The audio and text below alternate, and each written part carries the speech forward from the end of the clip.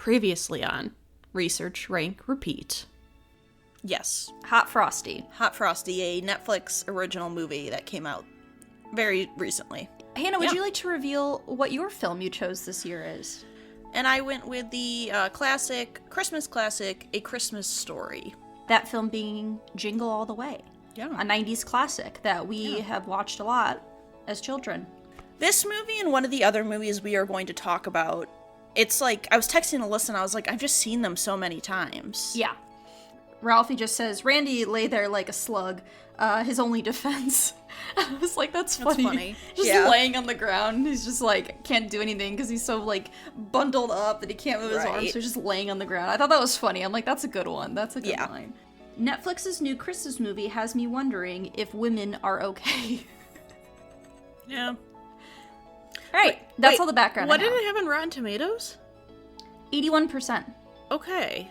She owns a diner because, like, every person in a Hallmark movie owns or has a friend who owns a diner. She's a widow.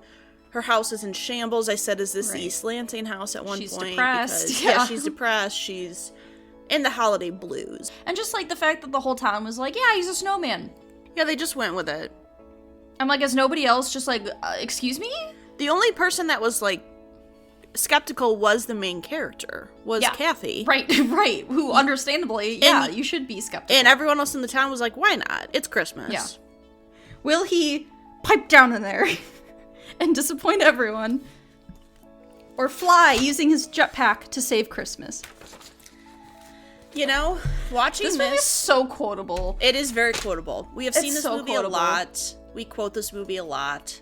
I've always known it had horrible reviews, but this is just a movie that our family really enjoys. I don't think it's that bad of a movie. Don't. Like, it's a silly Christmas film where they're fighting over toys. People are, like, throwing themselves, you know, to get this doll. To be fair, if you've watched videos of Black Friday shopping, when it used to be wild, like, that stuff is real.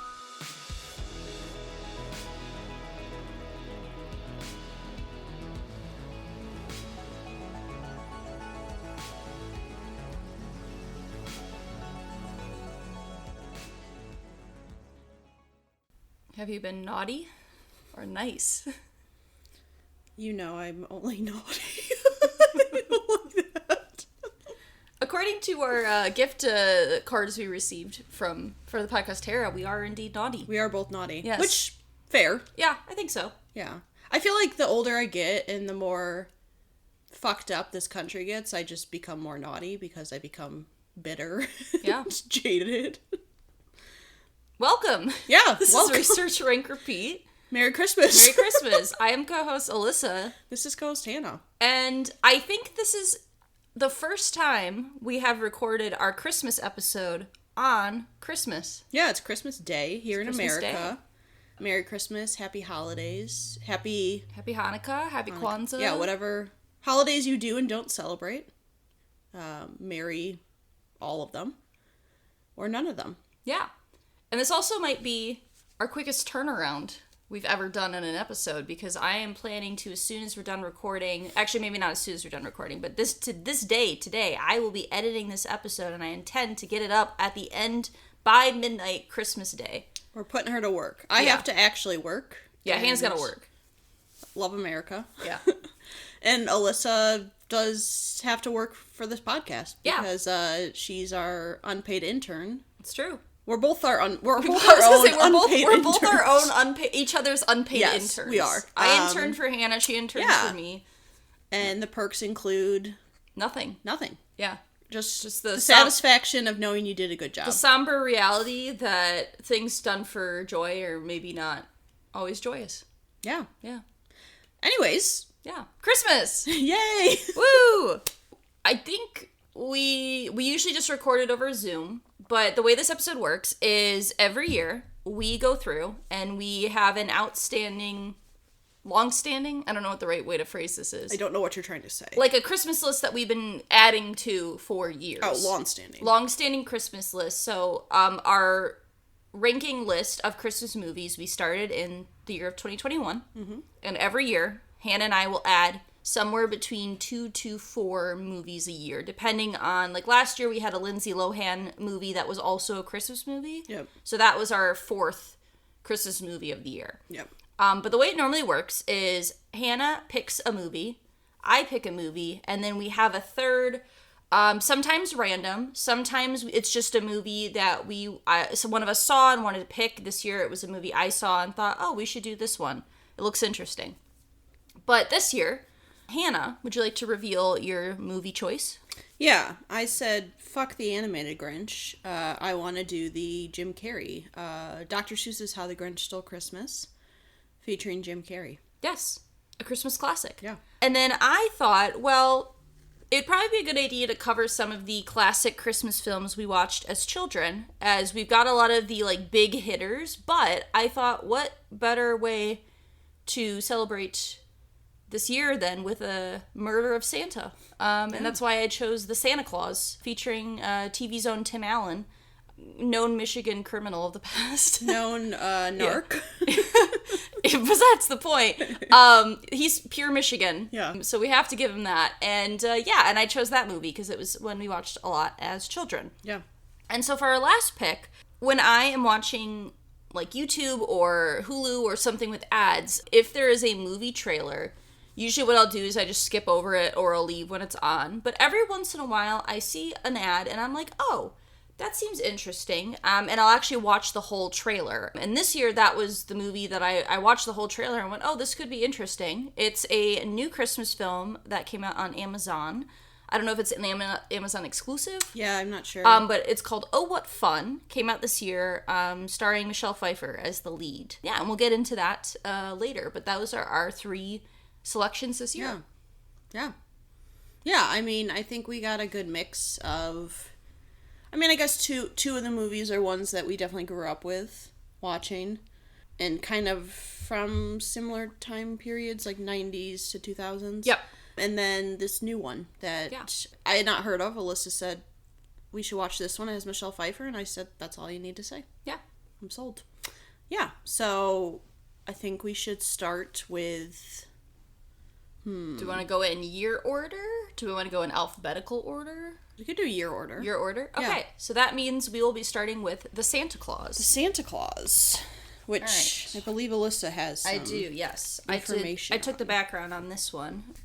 The Santa Claus, with an E at the end, because it is about the clause of being Santa Claus, was released in the year of 1994. It is rated PG and has a runtime of 1 hour and 26 minutes, which I actually don't think is true, because when I watched this movie on Hulu, it was like over 1 hour and 26 minutes, and that didn't include the credits. Okay. So I don't know if they added additional scenes to like Maybe. the Hulu Disney version or whatnot, but I did note that. I was like, well, that's suspicious. But this is a Christmas fantasy comedy film directed by John Pasquin. He was a producer of Home Improvement, so he was known, working with Tim Allen previously. And I noted, because I was just like, I don't know who this person is, he also directed Miss Congeniality 2. Oh, nice. A movie we watched in our youth. Yes. Loves the sluts. Loves the sluts. It was also written by a writing duo of Leo Benvenuti and Steve Rudnick. Redneck? I'm not sure. Not Redneck. But something of note that they wrote the script of Space Jam. Okay. So just to give you insight into what kind of stuff they were doing. They haven't done anything recently. I was trying to look and see, if they did anything recently. But this film was produced by Disney.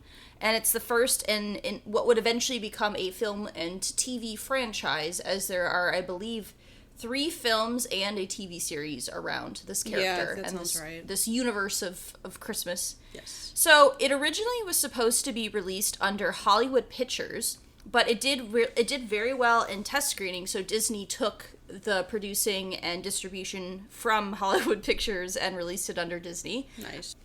The role of Scott Calvin, who is played by Tim Allen, was originally offered to both Bill Murray and Chevy Chase, who had previously starred in pretty noteworthy Christmas films, being Christmas Vacation, which we have covered, and Scrooged, which we have not. Yes. But they both turned it down.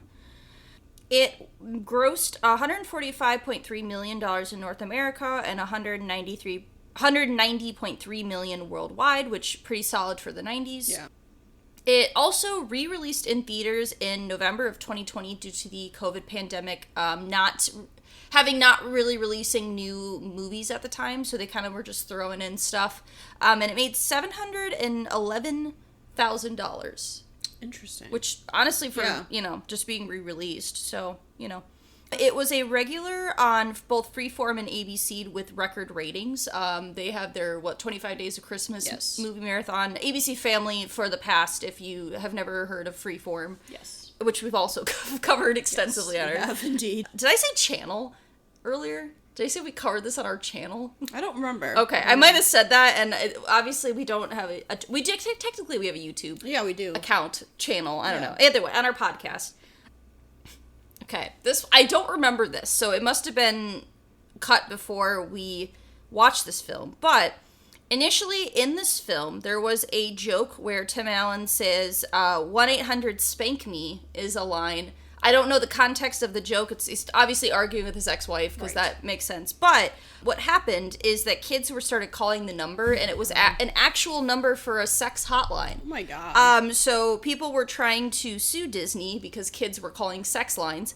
And Disney actually tried to buy the number. Oh my god. The rights to the number so they could discontinue it, and they were unsuccessful. So eventually what they did is, for some releases of the film, they changed it to 1-800-POUND. So, like, I'm in the dog pound, And so some releases, which, including the one we watched, they just fully cut that scene. I thought you were saying they switched it to 1-800-POUND. Pound me? And I was like, oh, it's funny, because when I was writing it, I was like, I'm like, there's no way they did 1-800-POUND me, but it was like, no, just 1-800-POUND. Okay. 1-800-POUND, yes. Because Gotcha. I was like, that's worse, that's in worse. my opinion. Yeah, that is worse. But yeah, so Disney tried to buy a sex hotline number, and they were unsuccessful. So at least the version I watched, didn't even include that joke at all. It just was fully cut. I did not hear it.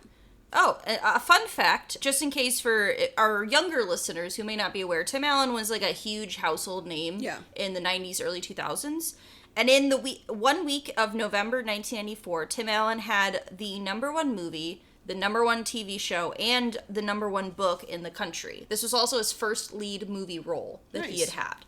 The other thing that I had was that the dance, I don't know why this was seen as like such a big deal, but the dance that Tim Allen and the other characters do was improvised and one take, and the director liked it, so he's just like, oh yeah, we're gonna throw it in here to ZZ Top, why not? I was like, oh, okay. It has a 73% on Rotten Tomatoes, a 5.9 out of 10 on Metacritic, 57 out of 100 Metacritic. Rotten Tomatoes has a 5.9 out of 10 to 73%, cinema score of A-, and a 3.2 on Letterboxd. And now I'm going to go to my summary. Okay. I wrote this a little messy, so hopefully I'll get it right in one go. Scott Calvin sells toys. His relationship with his son and ex-wife are rocky. He can't cook a meal and killed a guy on his roof. When he puts on Santa's coat, he unknowingly has become Santa under a clause no one would read by a group of elves who could care less about their boss falling to his death. Mm-hmm. In a Christmas classic full of custody disputes, kidnapping, and delusion, even adults can find the true meaning of Christmas. Yeah, watching this movie as an adult, it's kind of depressing, because it's like, the whole movie is just like this custody battle over their kid. Right, and it's like, they're concerned, her ex-husband, Scott, is trying to, convince Charlie he's Santa by changing his physical appearance, and, they think he has, psychological, doing harm to him, and I'm like, that's kind of crazy, I kind of forgot this is a plot that's point. Like a whole plot. And also, it's he literally murders Santa, and then he comes back to the North Pole, and all the elves are, not fazed by the fact that their boss has been murdered. They could not give a shit. They're like, oh, someone new. Which makes me think the old Santa was, a dirtbag behind the scenes. Maybe they didn't like Santa. I did read a scene that they said when Tim Allen goes to, Santa's bedroom, there are a bunch of portraits of Santa on the wall. And so they say that might imply that there are, it's just, a known thing that there are multiple Santas. It's a common thing that Santa changes hands every now and then. So maybe they're just used to it at this point. I don't know. One thing I want to ask you, because I found it very strange that I feel like it's weird that they think it's so strange that Charlie is so obsessed with Santa. Because he's not that old. Yeah, I guess he's like, what, maybe, he's in school, so he's maybe like 7. But I think they're so like, 8, maybe? They're very, like, even at the beginning, like, his obsession with Santa and, like, having this fantasy of, like, so we went to the North Pole. I feel like that's kind of common for kids to, like, make up their own stories. Yeah, I think so. So I feel like at the beginning they take it, like, a little too, like, they seem a little bit extreme about the fact that he's, like, obsessed with Santa. Yeah. I get towards the end because it becomes, like, this whole thing, and then it's, like, they're worried that, like, the dad is, you know, in on it, but I felt like at the beginning it was weird that they were like, oh my god, he's obsessed with Santa, this is horrible. Well, I think they also said, one thing I thought about, because I did note it, is they talked about how, in the beginning of the movie, the parents had told him that Santa wasn't real. Right. Like, they had kind of had that conversation already.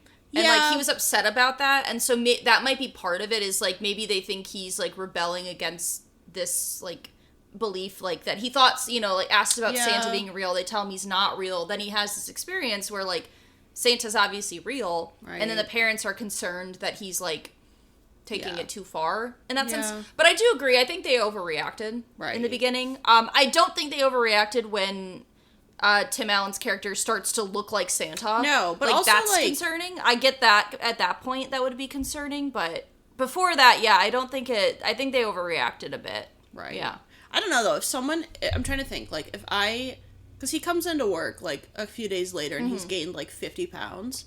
I feel like if my coworker, like, that happened to them, and I, like, knew about this Santa side plot, I'd be like, oh, no, you're actually turning into Santa Claus. Yeah. Well, I think they imply that it's gradual over the year. Okay. Because the first part of the movie takes place the first Christmas. Right. Well, and then I know it's, by like, the a next year movie, period. it's, like, a year period takes place. So Yeah. I feel like they try to imply that his appearance is changing gradually over time. That's true. It's not, like, an immediate... Well, no, but I mean, like, the initial, like, the first time he, like, comes into work. Like, and he looks a lot heavier. And he's wearing, like, the sweater. Right, I think that's supposed to be, like, pretty recent. I don't think so. Well, because he, like, wakes up in the morning and he looks like that. And then he, like, runs into work because he's late. But it changed, the first time it just changed immediately overnight. Mm-hmm. So we're to assume he was at work the day prior. Yeah. Comes into work the next day and, like, has gained, like, 50 pounds in, like, one night. I don't know if that's the case or not. Because I feel like it seems like he gained weight rapidly, but I don't know if it's, like, one, like, a 8-hour period. Well, because he wakes up in the morning. Yes. And he looks in the mirror. And he's like, well, I gained a lot of weight. Yeah. Yes. So that's, we're to assume that the first shifts happens just overnight. I guess, like, in a way that's noticeable. Yes. Because it's possible he could be gaining weight, but then but I'm, like, saying, amount. Like, can you imagine going to work one day, seeing your coworker, and then you come in the next morning and they're like... Well, that's what they're like, are you okay? Right, so, like, right. You know, I think I'd be concerned. I get it's a movie, but, like, as an adult, I'm like, okay. Also, I didn't realize that Charlie was, like, kidnapped from Thanksgiving till Christmas. Is that supposed to be Thanksgiving? Yeah, because... Okay. Yeah. I thought it was Christmas. No, because they say something about Thanksgiving. There's, like, a mention of Thanksgiving, and they're eating... They have, like, Thanksgiving food all over the table. That's when Scott comes... And he talks to him, and then he doesn't return until Christmas. So he's gone. Because you know that scene where they're like... I thought it was just like Christmas Eve is when they came to collect him. No, it's Thanksgiving. Yeah. Oh. So they're canvassing... They're doing like that timeline where they're like doing all this stuff. Yeah, it's... I always thought it was just Christmas Eve to Christmas Day. I thought so. Yeah, I guess I missed that when I was watching and then when they're doing the... when they're going back to the North Pole, they're like testing all the stuff. Because earlier in the movie, Bernard says, you're due back here Thanksgiving Day. Right. And that's when he goes with Charlie. And then they start, like, doing all these testing of all the stuff. Yeah. So he's gone for, like, a month. A month? Which makes more sense. Yeah. Why the parents are so, like... Yeah. I didn't realize it was... I must have missed that, like, because I was doing other stuff while watching it. Yeah. I must have missed that it was on Thanksgiving. Yeah, because he says you're due back here on Thanksgiving Day. Well, I saw that part, but I didn't know if that Bernard came to get him because he hadn't come before by Thanksgiving. No, you know? I think it's implied that he was gone for like a whole month. Okay. Which is kind of crazy. Well, then it makes it even crazier because one of my notes was going to be when they eventually get, like, Scott in the house, like Santa, when he comes to their house to deliver presents and they arrest him, nobody seems to care that Charlie's not there. Like, they're like, oh, we got him. And then they all leave, and I'm like... you're not concerned that his Right. son's not there. Right. Like, nobody seems to care other than the parents. The police are like, we got him. Right, like, I'm not like, question and be like, hey, where's the kid? Yeah. I thought that was odd for me. Yeah, that was in the Yeah. kidnapping aspect, but yeah. I did say, though, that 2025 Scott Calvin would be an Instagram famous dad because he went the extra effort and turned into Santa Claus for his kid. You know? Yeah. Unknowingly Yeah. or unwillingly, Yeah. but Yeah. he would be like look at this dad. Yeah, look Like, at this doing dad. stuff for his kids. Yeah. Yeah. Yeah. I did think, watching it as an adult, that there is a lot of interesting, like, having a Christmas movie that is about, like, Santa, but a normal person becoming Santa, and, like, the Yeah. psychological aspects behind that, like, for both his family and himself. Like, I do think that angle is really interesting. Like, Yeah. it is an interesting angle to take with this movie, Yeah. in a way that I don't think they had done, like, with a Christmas film. I'm about to seize. Yeah. I'm done seizing. No, I think you're right. I think it's an interesting take on like the Santa aspect of Yeah. the movie. I also thought something I had forgotten, and then I remembered, is the bit about the card, like the having the claws on it, on like Yes. Santa card. And I like forgot how funny that scene actually is. Yeah. Like when he's like in Looking the at microscope, it, and yeah. you like see his eye, and he's like looking, and I'm like, who would ever read this card? Because obviously we're not covering the second film, but that there's an additional clause hidden Right. within it about him needing to find a wife, you know, Right. have a Mrs. Claus. But I'm like, that's insane. That I'm like, how would anyone be expected to know that? Right. That if you put on the coat, you become Santa. Yeah. If you kill him, if you push, you know, if you make a man fall off your roof and then steal his clothes, you will become him. Right. You will follow suit. Yeah. Yeah, I think I don't know. I think it's interesting to me that it's interesting to have Santa portrayed as like a crude, Yeah. like Kind of like passive aggressive. divorced father. Yeah. It Like, is it's kind an of interesting portrayal to have. And then if obviously in the future movies, like the way he changes and Right. like Yes. you can see it kind of towards the end of this movie, but it is interesting to get that portrayal of Santa. Yeah. As not like a wholesome good person Right, from right. the get-go. Yeah. that you usually would see in Right. films. So I thought that was interesting. I also thought it was crazy at the end of the film when Charlie's like, I want to go into the family business. And I'm like, are you about to murder your dad? Like, how else are you getting into the family business? Unless he just meant like he wants to like Yeah. help out. Yeah, but I'm sure that's what he meant. But I was like, the connotation is crazy when you think about it, you know? The beginning of this movie is basically Jingle All the Way. It's very Jingle all the When way. they're- Yes. Lie to their Spouse or Spouse/ex. ex-spouse. Yeah. and then basically try to like rush home in traffic. They're and also both in the Midwest. Yeah. I think this is supposed to take place Chicago Yeah. area. And they're both, like, then, yeah. dads who like maybe work too much and aren't Right. around their kids enough. Not as, like, present in their Yeah. children's lives. Yeah. Yeah, their only son, you know? Right. Their one child son. Yeah. It's Yeah. I don't know. It's definitely like a lot of I think it holds up pretty well. I think it does too. Surprised. I kind of expected it to not hold up as well. Just because I haven't watched it in a few years. Yeah. And also there's definitely like an era of Christmas movies that I think don't necessarily hold up Yeah, I would super agree. well. But I was surprised, you know, I don't like look, I'm not like the biggest fan of Tim Allen as a person. Yeah. In a general sense, but I do think he plays this role well. Yeah. Like I think he does a good job with this role, especially considering he'd never been in a lead in a movie Right. before. Like obviously he was a lead in his own TV show, but yeah, Yeah, it's I pretty think solid. he does a good job. And I think this is the second Tim Allen Christmas movie we've done. We did Yes. Christmas with the 'Cause Cranks. we did Christmas with the Cranks, which obviously is like much later in the Yes. future. yes, But yeah, I do think he's like a compelling lead character. yeah, And I do think like the story itself is like it's interesting because it's like a new way of doing a Right. Christmas movie. It was also funny because so earlier this year I watched Beverly Hills Cop for the first time. Yeah. Which is Eddie Murphy is like a cop from Detroit goes to Beverly Hills. Judge Reinhold, who plays the stepdad, what's his name in this movie? I can like his name is like there. It's Neil. Yeah, he plays Neil. But I was like watching that movie and because I think it came out in the 80s, and I was like. Is that the guy from the Santa Claus? Oh my God. But he's so young because he's like his Right. cop counterpart, you know, like the Beverly Hills Yeah. young buddy cop film. But I was like, I didn't know he was in this movie. But I was like, oh. And then when I was watching this again, I was like, oh, that's right. I saw him in Beverly Hills Cop. Yeah. Which, honestly, solid movie. If you've never seen it, I've seen, like, pieces, but no. Would recommend. I watched it on a plane, and I was like, it's pretty solid. Nice. I enjoyed it. Nice. All right. Should we get to some favorites? Yeah. All right. So, I think for this movie, my favorite character is actually Charlie. Okay. I think he does really well in a child role, especially something where he is asked to, like, have this experience where no one else gets to know about it except for him, because he was there, like, knowing his dad's Santa Claus and trying to, like, convince other people, his mom and, like, his stepdad.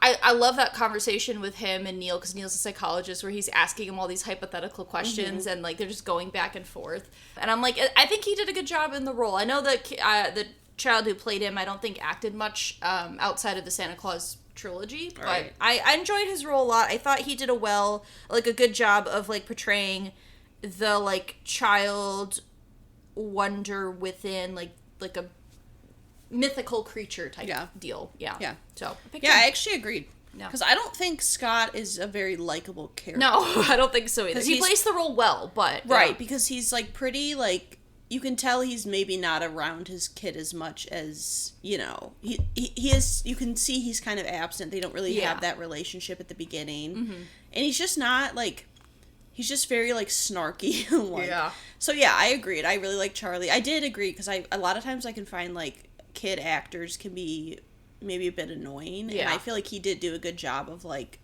questioning other people's, like, why do you think that way? Right. Which was cool. But I put him as well. Best line / scene. I do really like the scene of, like, him, like, towards the end when he's, like, fully transitioning into Santa. Like, there's that kind of montage where he, like, shaves and, like, dyes his hair and it, like, immediately goes back. Like, it changes back immediately. I think, like, that section was well done as a scene. I also do like the end bit, like, when he drops off the parents' presents and they're like, the wonder, you know. I thought that scene was well done, too. So I kind of picked both of those. I really thought the scene was funny where they're doing, like, the career day at school. Oh, yeah. And there's, like, a firefighter talking, and the teacher goes, sorry about your partner. Perhaps this is a good time to bring up the psychiatrist. Like, implying that his, like, partner, like, died in a fire. And, like, I thought that was funny. I enjoyed I did enjoy the scene that you were talking about where he's, like, reading the clause on the cart thing. I think that was funny, that one too. I thought was funny. But, yeah. Yeah, for best song, so we also do for Christmas, we'll do, like, best song used within the Christmas movie. So I'm not a fan of children singing, but I did really like the, like, when the sled comes back to the North Pole. I think it's called The Bells of Christmas. I think that's the name of the song, and it's kind of like a chorus singing, like, as they, like, come in. And I did think that really served that scene well. So I picked that one. Same. Yeah. I kind of got, like, chills a little bit. Yeah, I was like, I even wrote a note. I was like, this kind of hits. This kind of fits well. It definitely, like, adds to the scene a lot. And, I enjoyed it as well. So I picked the same. Yeah. Nice. All right. Moving into The Grinch. So this is Dr. Seuss's How the Grinch Stole Christmas. Movie came out in 2000. So start of a new, what is that? Millennium.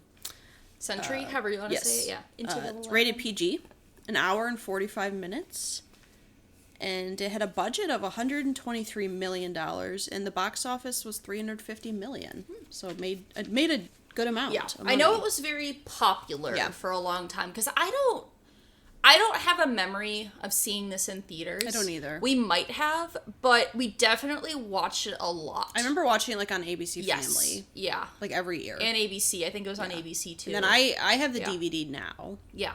Yeah, but yeah.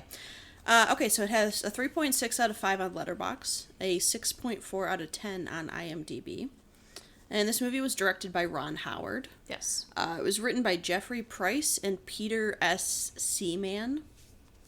Okay.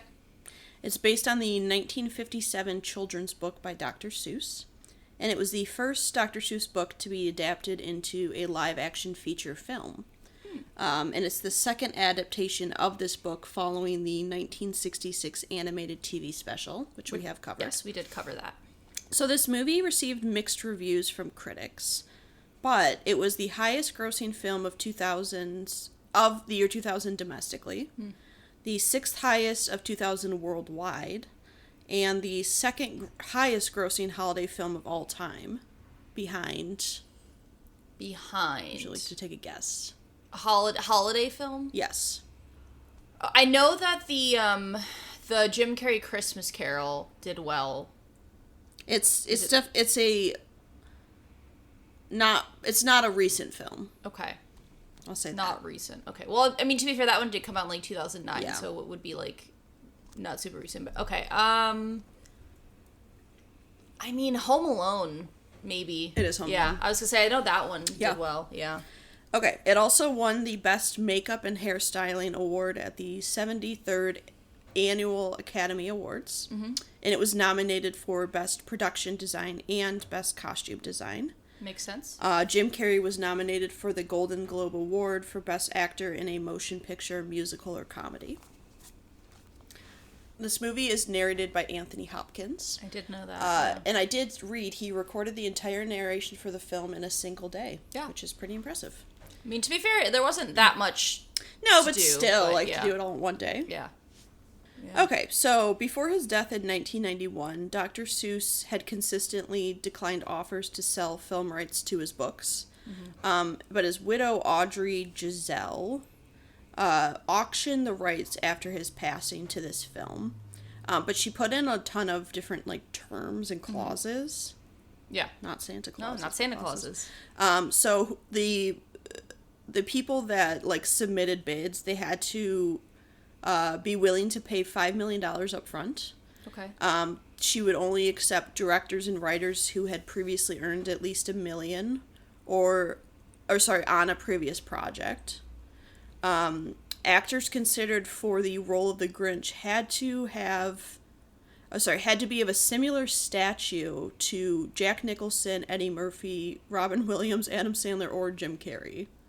Interesting. That's so Yeah. weird that those were those were were the specific specific names Yes. that they needed to be similar and then ended up being one of the Jim Carrey. ones. Yeah. Okay. Okay, so initially Ron Howard was uninterested in doing this film, but he reviewed the book and saw an opportunity to expand the role of Cindy Lou Who, and he also wanted to develop a more fleshed out backstory for the Grinch. Yeah. So Jim Carrey was in mind for this role for a large portion of the pre-production process. John Stamos from Full House. He auditioned for the role but had to back out due to being allergic to prosthetics. I also cannot see No. John Stamos as the Grinch. It's one of those things where you can only... Yeah. Jim Carrey feels like the only person who could have he done can it. manipulate his face like Right. that. Like that's a big part of that character. Yeah. Yeah. So Audrey Giselle, she had significant control over the script. She ended up vetoing several jokes that she found inappropriate.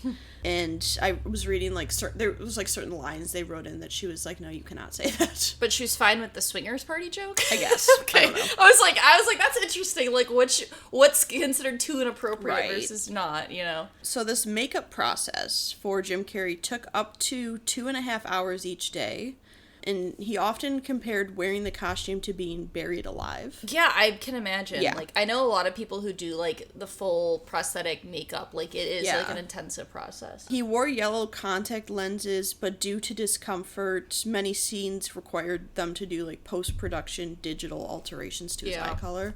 And I read that it was such a horrible process for him that he actually him and his makeup artist, his makeup artist left the film. Yeah, I did hear that. But then ended up coming back. Yeah, because, I mean, I imagine if you have to sit Right. for long hours and, Right. constantly having And to, apparently Ron Howard had to sit down with Jim Carrey and be like, hey, I know this sucks, but can you and your makeup artist come to a agreement or whatever? Right. But I did read Taylor Momsen, who plays Cindy Yes. Lou Who, she did an interview recently where she was talking about the Grinch, and she said her memories of Jim Carrey was that he was super nice and funny to be around. So I think in terms of on Right, but I can on imagine set, having yeah. to sit and get that done every I'm single. sure. And I read it was 60 or 70 days. where Didn't they he have was to in bring in full a costume. torture Yeah, they PTSD? brought in a torture, someone who was in Yeah. the FBI or the Yeah. army to teach him tactics to deal with the psychological effects of torture, because it was essentially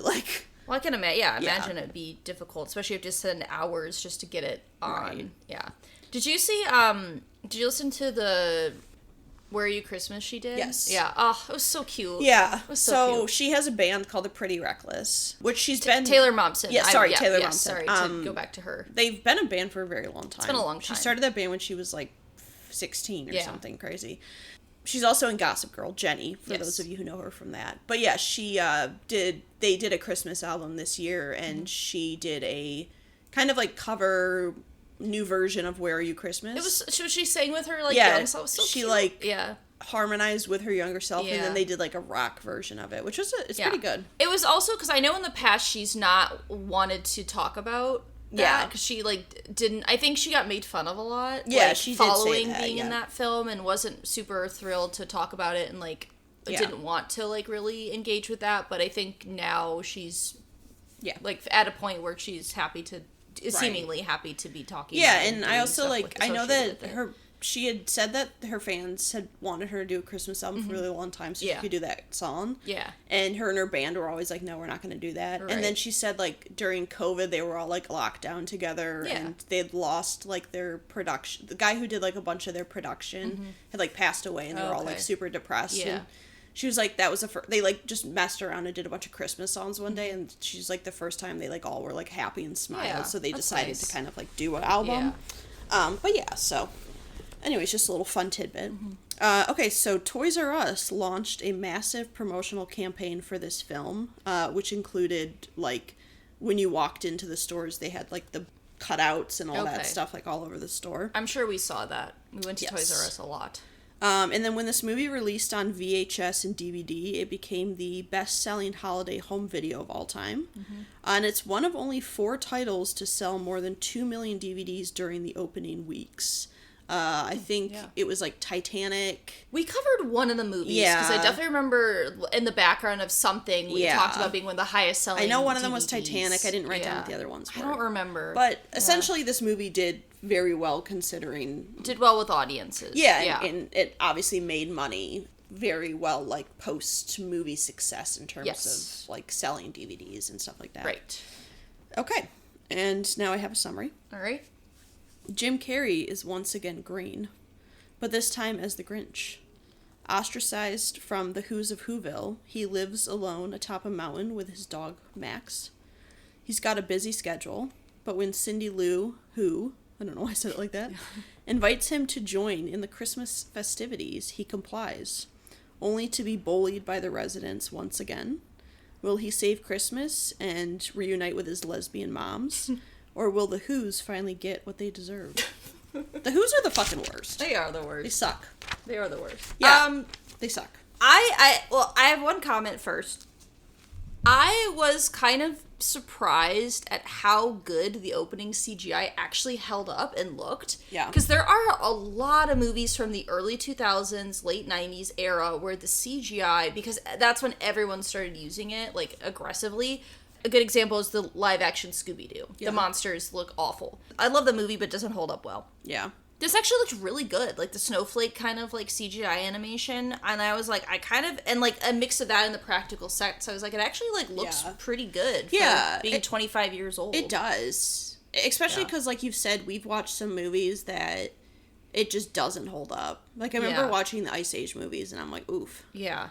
But yeah, I agree. And I don't know. To me, this movie is just, it's very quotable. I think it has a really good comedic script. Yeah. I think it's a solid comedic script. Yeah. And I think getting good comedic actors and actresses, I don't think I realized Molly Shannon was in this movie. Yeah, that she's the mom. Yeah. And it's obviously Jim Carrey. Yeah. And Christina Baranski. Yeah. Who we've covered with Mamma Mia. And what's his name? Jeffrey Tambor? From Arrested Development. Right. So you get a good mix of comedic actors and actresses. Yeah. And I think they play well off each other. I do think that Taylor Momsen does a good job. Yeah, as Cindy Lou Who. Yeah, as a kid actor. I will say, obviously we watched this movie a lot growing up. Yeah. Classic Christmas film. I love it. But I think this film is too long. Okay. I think in the middle, it's a little too bloated. Okay. I wish we condensed the middle section maybe 10 minutes. Okay. And I think it would be a top tier film. Okay. Up here. Because I think, like, yeah, like, one of my main comments was that it's a really good script. Like, I genuinely think I laughed a lot, even just, like, watching it again. Yeah. And I caught on lines I hadn't heard, or maybe I missed before. Right. Obviously, we love Jim Carrey, so, like, we're gonna love anything he's in. But I was, like, in the middle, I was like, man, this does drag a little bit in the middle. Yeah, like, I just want, like, I wanted a little less, like, so... You know when he gets the invitation to go to the Whovilation, he goes... I was like, if only this was just, like, a little bit shorter. Just, like, condense that a little bit. Maybe, like, even condense the backstory bit a little bit. Just a tiny bit. Just, like, tighten it a little. I think the script just needed to be a little tighter. Because it's... How long did you say it was? It was... Hour and 45. Yeah, hour and 45. Yeah. Like, even if it was, like, an hour 30 something, I think that would make it a little... more of a perfect movie for me. Because that was, like, my one main complaint. I was like, the middle of this film is just, like, a little bit too... Like, it's not tight enough script-wise. I do find it interesting to... I like getting the backstory, and I like getting the... I like when you get to see a character's reasons for why they are the way they are. Yeah. And I do find it interesting that in this movie they almost flip... So I feel like in the book and the animated, it's almost like you feel bad for the Who's and the Grinch is like the villain.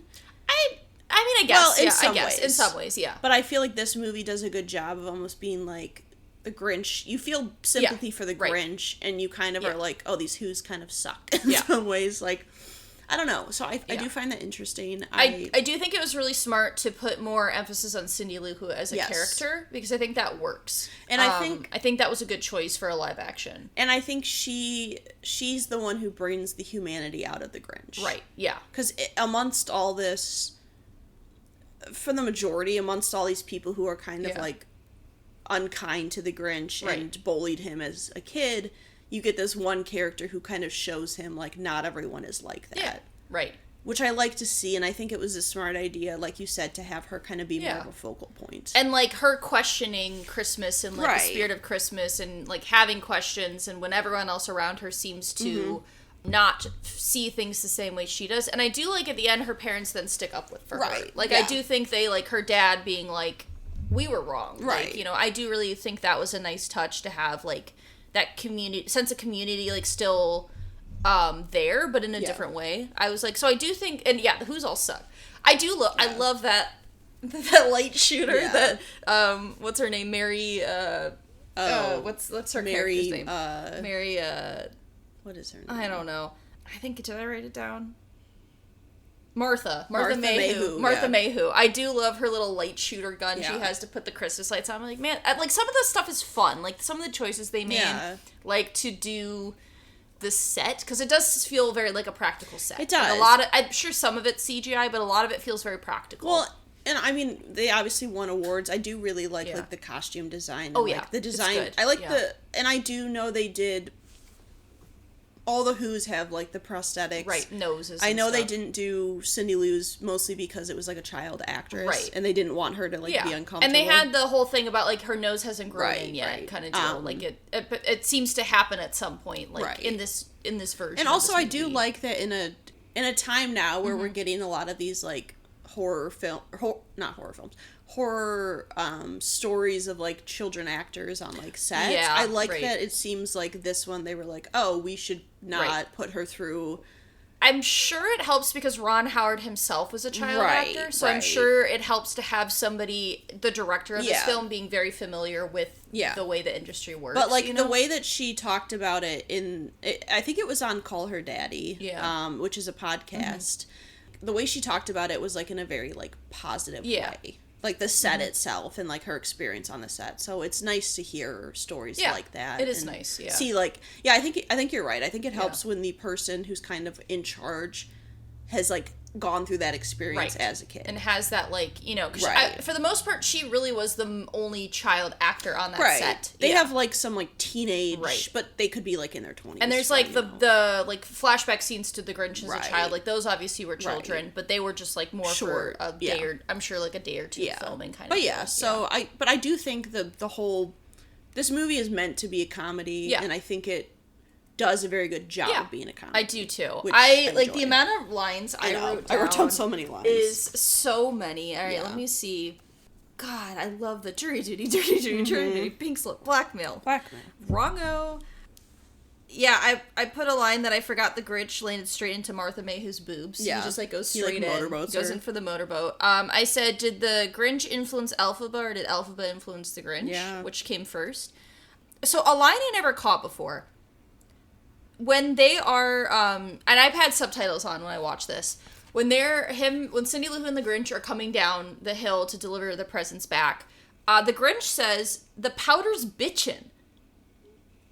Does he really? Yes. Oh. I had to go back because I was like, what the fuck? I was like, I never caught that. He's like, something, and the powder's bitchin'. And I was like, really? I was like, he said this in a PG movie? Unless the subtitles were wrong, maybe. But I don't think so. But I'd never caught that before. I was like, does that really say that in this movie? Yeah.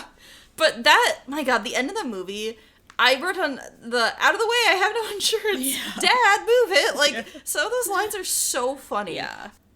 Yeah, like, I think this works really solidly as a comedy, and especially Jim Carrey. Yeah. Like, I think that was a very good choice to make him the Grinch, because obviously they're making the Grinch this, like, kind of curmudgeon-y, like, grumpy old man type of vibe around him, and I think he plays that really well in the comedic sense. Yeah. And I think he also does, like, the kind of, you know, like, when he eventually comes around, like, actual concern and stuff. I feel like, he's obviously very expressive, and I think it's hard for me to picture anyone else being the Grinch. Right. And they have not attempted another live-action Grinch, and honestly, I don't think we need another one. I don't think you can...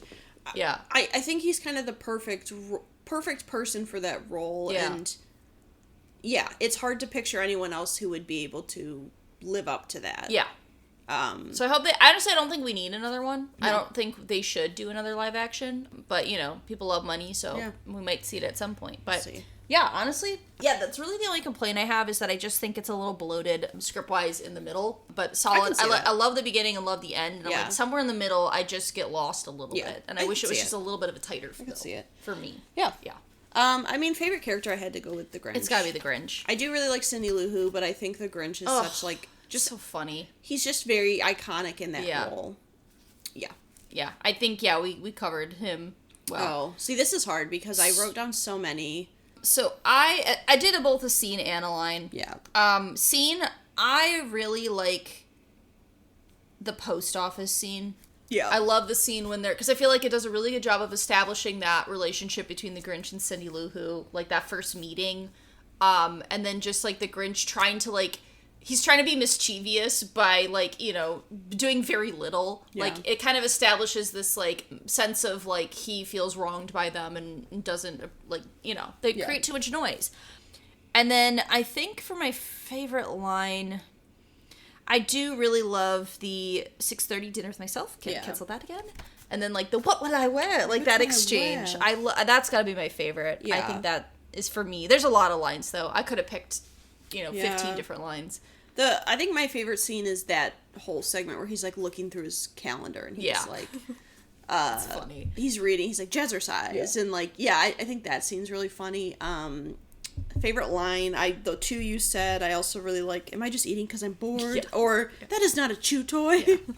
Oh, I also really like the line where he goes, he's like the cheermeister, and his mom's come up and he goes, are you two still alive? Are you two still living? Yeah. Yeah, I think I would pick one of those. And then best song, it's gonna be Where Are You Christmas. Interesting. Like, I picked a different one. So I really like, I don't necessarily, because again, I don't love a children's singer, but I love the motif used throughout the film. So that's why I thought it worked really well when it was used as, like, a orchestral version of that song, and the moments when they chose to use that, I thought worked the best. Not specifically, like, Taylor Momsen singing out her window. Yeah. That part that wasn't it for me, but it was the other stuff. Also, me, Queen Mariah Carey wrote the song, which I was like, look at her just running Christmas. Yeah. You know, truly. But, so that was, like, that being used throughout the film was my favorite, and not necessarily, like, the Taylor Momsen part. I do really like that aspect. Something about You're a Mean One, Mr. Grinch. It's a good one, and, like, his mannerisms and, like, his facial expressions during that I really enjoy. Yeah. It is a solid moment. I think when we did the animated Grinch, I think that was my favorite song use was that one. Because it is a good song. Okay. And obviously they kept it from the animated one. Yeah. Yeah. All right. Now we have Oh, What Fun. Oh, What Fun. Which is a 2025 movie. Came out this year. It is rated PG-13, and it is an hour and 48 minutes. Had a 5.3 out of 10 on IMDb, 33% Rotten Tomatoes, a 5.3 out of 10 on Prime, and a 2.5 out of 5 on Letterboxd. So this is an American Christmas comedy film directed by Michael Showalter, who does, like, he did, like, Wet Hot American Summer. Okay. He did The Big Sick, if you've seen that. He was also in Burning Love. Yeah. Yes. Yep. So this movie was written by Showalter and Chandler Baker. Okay. It was released on December 3rd, 2025 on Amazon Prime Video. It's received mostly negative reviews from critics. And this was based on a short story written by Chandler Baker, who was one of the co-writers of the film. The filming began May 1st, 2024 in Atlanta. The film's soundtrack was announced in November of 2025. I wrote this down because it was a review that I thought was interesting. One of the critic reviews. It says, stuffing a whole lot of talent into too puny a stocking. Oh, what fun, murky holiday spirit and distracting product placement too often weigh down an appealing cast. Despite the negative criticism, though, the film did hit #1 worldwide on Prime. That's literally all the background I could find. Okay. I looked everywhere, and I mean, it also is a new film and it's not in theaters, so you don't get box office, you don't get a lot of that stuff. Yeah. Okay. Summary. From creative director Jeff Bezos comes a new Christmas film. Claire is a typical mom who always has snacks ready and never sits still. Her 3 kids all neglect to submit her for a Mom of the Year award, so she takes matters into her own hands and invites herself onto the award show. Almost every Christmas movie that streams on Prime will be mentioned, and the Amazon delivery driver will remind us all that there is no such thing as a break in America, even on a holiday. Okay, I have a first thought that I'd like to bring up because I've stewed a lot on this movie. Okay. As the one who brought this to the table. Yes. So, I think the bones of this movie are very solid. Like, the foundation of this movie, idea behind it, I think could have really worked. Yeah. But they served us raw meat. They Yes. did not cook. It's fucking raw. Mm-hmm. I was disappointed. Yeah. I was disappointed in this movie because when I watched that trailer, I was like, oh, this looks like it could be a fun Christmas, like a modern Christmas film. It has a really good cast. It does. I was like, I like a lot of these people in this movie. It could be very good. But then I was watching it and what confuses me, especially knowing that somebody who is a comedic writer directed this film, is there were so many times when I was like, why are we not leaning into this comedically? Yeah. Like, there were moments that I was like, I don't understand if this is trying to be a comedy, if this is trying to be a drama. They're not leaning into one or the other in a way that makes sense to me. And some of just, like, the choices were very confusing. Like, I'm just going to throw one example. There's a moment where she's sleeping in her car, it's getting towed, and it starts driving away. Yeah. And she falls out of her car, and they just go away from that. Yeah. And I'm like, why did you not play that up? Like, that could have been a really funny scene, like a comedic, physical comedy scene, and they just, like, it was just like, she fell out of the car and then immediately moved to the next scene. And I'm like, you're not, like, playing it for laughs. I was like, you gotta play something like that for laughs. If you're gonna have Michelle Pfeiffer falling out of a car, like, in the air, like, you gotta play that. And so some of those choices made were really didn't make a lot of sense. Yeah, I agree. And I wonder, they were trying to do, like, I think they tried to do too many, like, nods to different Christmas films. Like, like that scene, the motel scene, was supposed to be, like, Planes, Trains, and Automobiles. It seemed like it, yeah. And I agree. It's like they would have a joke that I think would have worked, but they just didn't commit to it. Yeah. And they would just, like, I don't know. I didn't find myself really laughing that much. I had one joke that got me, and we'll get to it later when we do favorite line. But yeah, you're right. One got me. It's a very, like, good cast. Yeah. I think you're right. I think the story is very, like, it's a intriguing story to me. And I think it could have really worked. It could have been really funny. but they just kind of, like, I don't know, it just felt like they kind of, like, half-assed it, and they were like, eh. Like, certain aspects I liked, and then other aspects I was like, what? I was like, what happened with this plot thread? Like, why aren't we, like, following this any further? Like, one, for instance, right, so there's a whole plot line where they have these, like, seemingly perfect neighbors who are, like, you know, this perfect family, and then the mom is, like, smoking cigs. She's ripping cigs in the front lawn, and there's no follow-up to that. They never revisit that scene at all. Yeah. And I'm like, why are we not, like, you can't just have the setup of her ripping cigs and then just never address it again. Like, because that's, like, a whole plot point is, like, oh, perfect family, like, you know, I gotta get a 16-wick candle because she got me a 3-wick candle, but then I'm like, we gotta do something with this, guys. Like, you can't, like, set these things up and then not follow through on it. Yeah. You know? And I don't know, I feel like the plot line of the younger sister... Yes. And then her older sister's husband... her brother-in-law. Yeah, I thought it was really creepy that he was, like... So, the younger sister has, like, a girl come over. She's in a relationship with... Yes. DJ Sweatpants. Yes. Is her name. With this girl who's, like, a DJ. In Minneapolis, specifically. Right. And so then the girl goes with DJ Sweatpants goes with the brother... Yes. Of her girlfriend to, like, play tennis. Yes. And then the main girl, like, Chloe... What's her name? Chloe Grace Mont. Yeah, I don't remember what the character's name was. But that's her actress. Anyways, she, like, has another girl come over, and her brother-in-law is, like, creeping, trying to, like, figure out what they're doing, and I'm like, that's really weird. Well, I think he thinks she's cheating. I know, but, like, why are you trying to... Yeah, I know, it's a bit weird, yeah. But this whole movie, he's trying to, like, get her to, like him. Yes. And it felt like too much. Well, also, they also never really followed up on that either. Right. Like, she ends up leaving because she, you know, her girlfriend... Well, and then they just, like, dance together in a... Yeah. Well, because I think she's like, oh, I realized I'm being too hard on him, and he's like, sorry for thinking you cheated. There was a lot of plots that never really got... Yes. There was a lot of plot holes. A lot of things that never really, like, came to fruition. I will say, because I'll just go through some of the notes that I have. At the very beginning of the movie, there is a dad in a car who I was looking away, and I genuinely thought Lin-Manuel Miranda was on my screen, and I had to go back, and I'm like, that's not... It sounded exactly like him. I was like, what's happening? We got a record scratch in the year of our Lord 2025 with a, yep, that's me. Yeah. And then we got one of maybe the worst title cards I've ever seen for a film. Yeah. Like, oh, what fun, but it was, like, in plaid, and, like, it looked weird. awful.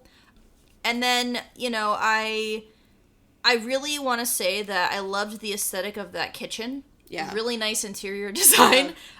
You know, a good Elton John Christmas song worked there. Also, I was like, is Gwen Stefani a producer? Because they had... Yeah, I know. They had a song by her, and they also had a No Doubt song. Yeah, so it might have been. So, like, getting to the beginning of this film, I feel like they do a pretty good job of setting up, like, and, you know, the overworked, overburdened mom. And I'm like, are literally nobody in her family is doing anything? Yeah. Like, they're not helping with dishes. They're not helping with, like, setting things Right. up. They literally are all just sitting. And I'm like, that's crazy. That, like, nobody in this family, and they're all adults. Like, it's not like anyone is a child.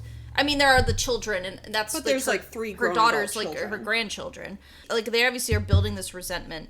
The scene where they're all singing in the house reminded me of Cheap Brother Dozen 2. That's what I wrote. I literally wrote... What did I write? I said it's giving Cheaper by Dozen 2 with the Chaos family and the Calm Perfect family. Yes. I did like the part where they start speed walking to go get the blow up things because the neighbor made a comment about it. I think they should have given way more to the dad, so Dennis Leary's character, because most of his role is him being, like, incompetent at building a child's like a dream house, and he has to, like, bring in guys that he works with, and they're, like, incompetent. And then his wife leaves, and he's like, I can't do anything I'm on my own. a man baby. I can't take care of myself. I will say I did like this. I like the story arc of Channing, who was the oldest daughter. Yes. She was the most developed character in this movie. I will say, to the movie's credit, she had a conversation with her mom about, like, maybe next year we just, like, kind of do our own thing for Christmas. Right. Mm-hmm. And I was like, oh, that's cool. Like, she wants to, like, do her own tradition. Yeah. And then, like, the mom leaves, and I was like, are they just not going to follow up on this? They ended up following up on it, which I thought was nice. But I think that, to me, was the best part of the movie, was, like, their relationship. And I thought it was interesting how the mom leaves, and then Channing kind of shifts into her role. Right. And she's, like, doing all the stuff her mom would have done. Yeah. So I think that's interesting. I did enjoy that part of it. But, there was too many, like, like you said, the thing with the neighbor, like, they either should have, like, caught her smoking and, like, called her out, or, like, it gets brought up later, like you said. Like, they just kind of, like, let that be a loose end. They're like, oh, look, she's smoking. Yeah. And then, like, we get this, you know, plot point where they're going to this holiday dance, Christmas, like, so you think you can dance type style event. They leave her at home. So she packs up her car and drives to the talk show in California herself. Right. I like Danielle Brooks. Like, I think she's a good actress. I enjoy it. Like, she was in Orange is the New Black. The Amazon delivery driver. Oh, okay. I was like... But, why, like, for product placement, some of the worst fucking product placement we could get. There is no reason we needed that scene. It added absolutely nothing to the movie. I thought she was going to come in at the end, maybe. Like, oh, I delivered a package to your family. I'm delivering Amazon delivery of your family to this talk show. Something like that, but it was just like a scene where, again, not played for laughs, where she's like, oh, I need like white noise, I need to play things extremely loud, all this stuff to sleep, because we had to share a room on Christmas, and then it just never comes up again. Well, and I read, because I wrote a note that I said, this being an Amazon movie and having a delivery driver working Christmas Eve hits too hard. Yeah. And there were a lot of comments about how, like, it wasn't like she was working Christmas Eve and she's like, oh, this sucks. Yeah. It was like, yeah, I gotta do what you gotta do. I can go cross country. Right, and I think a lot of people's issue with that is it feels like Amazon's trying to, like, write their, like, I know. or be like, oh, see, like, They're this happy, driver's enjoying their time, but it's Yeah. a movie, obviously it's made up. Yeah. So, yeah, I do agree with, like, a lot of the negative criticism that I was reading, like, comments is, like, this is too, like, product placement, which I agree with. I agree. And then I just to go to the end of the film, because I think that's where a lot of the problems also lie. Yeah. We get her to this talk show. She accidentally gets on air. She's like, accidentally says like, fuck it on air. Eva Longoria plays she's the host. She's the host. I can't remember the name It's supposed to be like Oprah or like a Martha Stewart type character. Like she's like a... Yeah, like a... For women, like a women-led talk show, like household items, like cooking, baking, that kind of stuff. Rachel Ray, maybe. But they have like they like talk behind the scenes. They invite her back on. They bring out her family, and then like they're like, okay, bye. And I'm like, were you not planning to have them talk to each other on air? Like you just had them run in, and then that was it. And then I did like the scene with her and her daughter. Like they, you know, talk to each other, actually discuss their feelings. But then none of the other family members, they had like no one else talked to the mom. Like it was just her and her daughter's resolution, and then nobody else. And I'm like, are we not getting a scene with like the family? Yeah. You know, that wasn't just like, oh, we're sorry.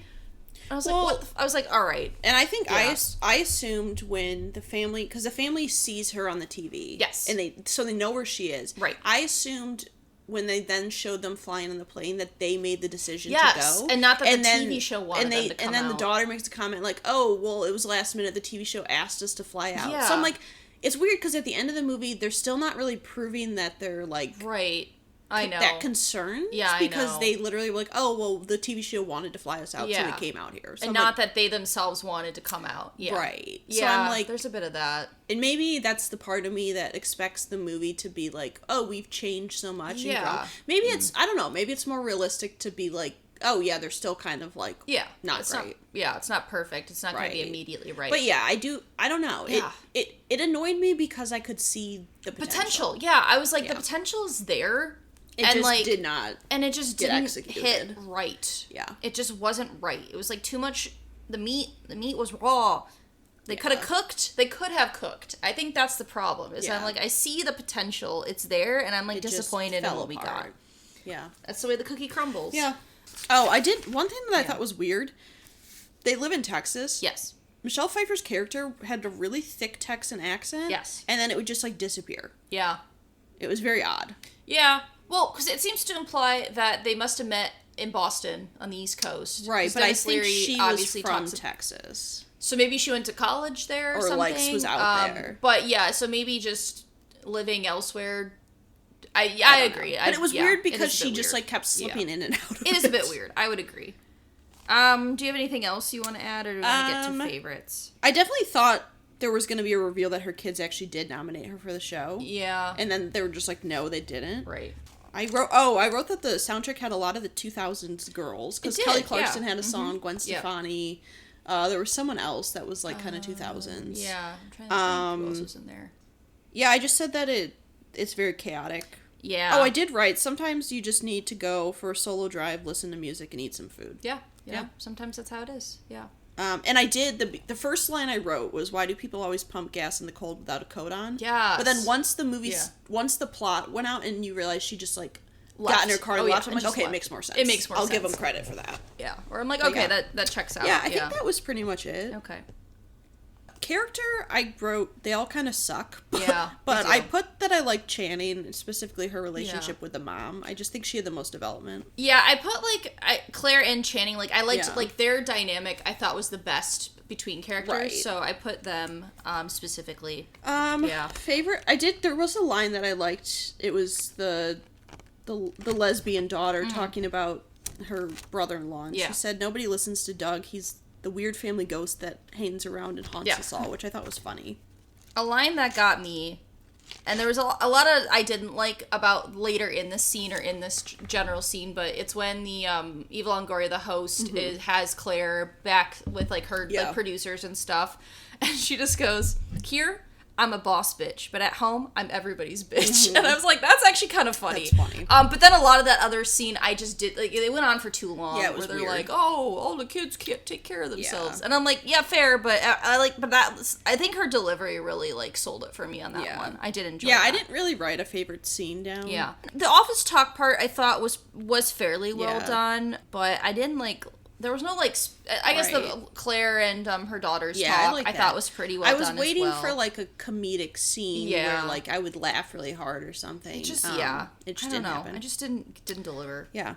Song I put, mostly just because I like the song, Step Into Christmas. It's a good, It was just when they were doing the opening credits, but I just like the song in general, so. I thought about that because I also do like that song. I ended up picking, it's 2,000 Miles by Sharon Van Eaton. Okay. So it's not, I don't know if it's technically a Christmas song, but it played when she was driving cross country. It's kind of like, I liked that, like, scene itself because it was kind of like her just driving and, like, contemplating and things like that. And, like, the snow ambiance, I thought it worked well. So I picked that one.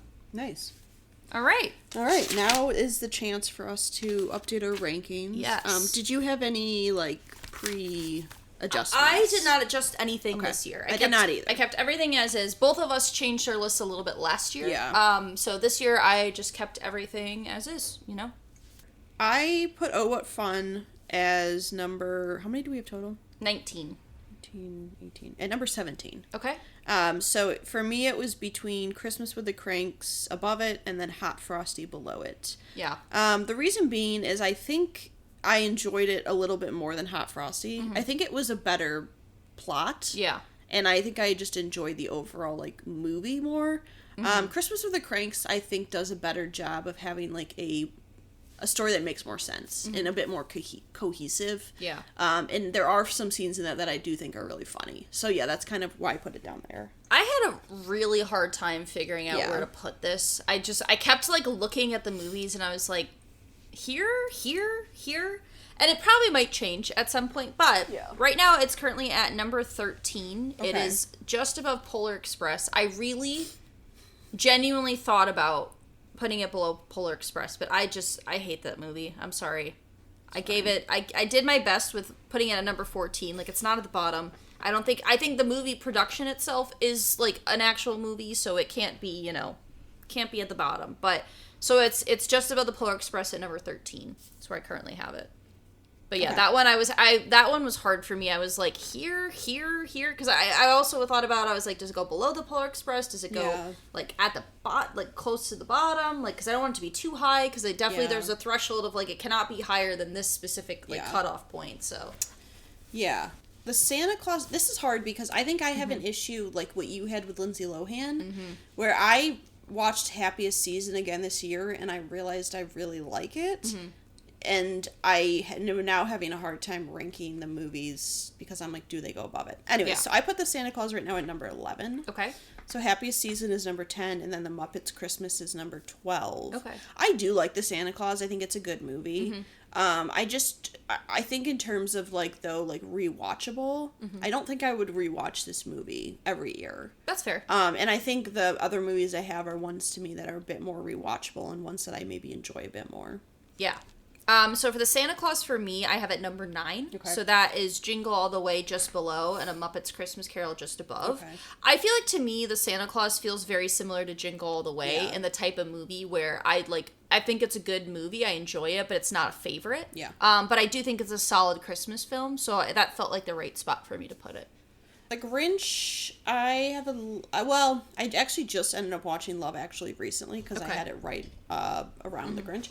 But I would put the Grinch at number 6. Okay. So Jingle All the Way would be right below it, and then Love Actually would be right above. I think it's a good movie. I think it's rewatchable. There's obviously a lot of quotes from it. Yeah. And I do enjoy that it's meant to be a comedy film, which I think is what happened with Oh, What Fun. But in terms of the Grinch, they actually nailed the comedy. Oh, yeah, they did. Which I think is very important. And, I like the set design. I like the story. I would put it there. Yeah. I did pretty similar. So I have the live action Grinch at number 7. So Elf is right above it, and the Muppets Christmas Carol is right below it. Yep. I would agree. I really enjoy the Grinch. I think it's a solid movie. Yeah. I do think I enjoy the animated Grinch more. Yeah. Because it is being a 30-minute film. It's very tight. It's the origin of Year Me When Mr. Grinch. I think it's a well done animated Christmas feature. Yeah. And that I could watch every year and without fail. Right. This one I won't necessarily watch every year, but I do really like it. And I was trying to think, I was like, do I enjoy Elf more and I enjoyed this one more? And they were pretty neck and neck of the similar enjoyment level for me. Yeah. Yeah. Well, that's our Christmas special. So I guess we could just say for my number 1, I currently have Home Alone. Yes, and I have Christmas Vacation. Yeah, just to put where our hearts lie with Christmas right now. Yeah. But yeah, solid addition to our list. I do like that we get a little bit of variation, and as always, I have thoughts about what I'd want to add to this list next. Hannah and I have talked about we haven't really done a lot of the animated Christmas movies other than the Grinch, the claymation, the Charlie Brown Christmas, the those types of films. So probably next year, that's where my choice is going to lie, is in that general realm of Christmas films. Yeah. But yeah, I enjoyed doing this every year. I think it's a nice way to spread festive cheer. Yeah, it's a nice way to wrap up the year. Hope everyone has a nice holiday season. Yeah. Take care of yourself and your mental health. And yes, and try to enjoy the lack of snow yes. That we currently have right now. If you are in a climate that has snow, it's really gross and brown out, and that's upsetting. Yeah, and we will be back. Yes. And see you soon. We have our Instagram, our email, r3podcast@gmail.com. Letterboxd account, which we will update. Yes. Do we have a Christmas list? I think so. Okay. I think I've done Christmas. If not, I'll do it today. Well, we will update ratings, I should say. Yes. And we'll see you. Yeah. Bye. We would like to thank Joseph McDade for our intro music. He provides free music available for all kinds of creative use. The song that we used is called Sunrise Expedition, and you can find it and his other music on his website, josephmcdade.com. If you would like to reach us, you can email us at r3podcasts@gmail.com. That's R, the number 3, podcasts@gmail.com. Or you can find us on Instagram by searching Research, Rank, Repeat.